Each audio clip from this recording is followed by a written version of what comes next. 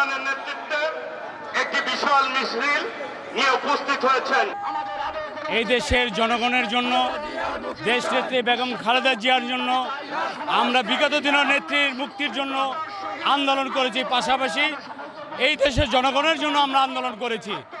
আজকে যে আমাদের দেশনেত্রী বেগম খালেদা জিয়ার মুক্তির যে দাবিতে সমাবেশ, এই সমাবেশ থেকে আমরা ঐক্যবদ্ধভাবে আগামীতে আন্দোলনের মাধ্যমেই এই সরকারকে আমরা বিদায়ী করব।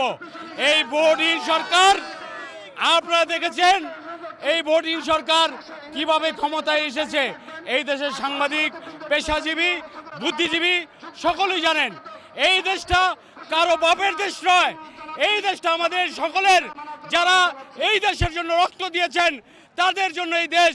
আজকে এই যারা রক্ত দিয়ে আন্দোলন করে দেশকে স্বাধীন করে, আজকে দেখেন দেশে কোনো স্বাধীনতা নাই। একতরফা নির্বাচনে এই সরকার পাইকারি করছে ক্ষমতা যাওয়ার জন্য, ভারতের কাছে দেশ বিক্রি করার জন্য। তারা যেই ধরনের প্রয়োজন দরকার তারা সেরা পদক্ষেপ নিচ্ছে। আমরা বলতে চাই এই দেশের নাগরিক আমরা, কেউ বাপের দেশ না, এই দেশ আমাদের সকলের। এই দেশকে উদ্ধার করতে হলে, গণতন্ত্রকে উদ্ধার করতে হলে আমাদের সংগ্রাম করতেই হবে।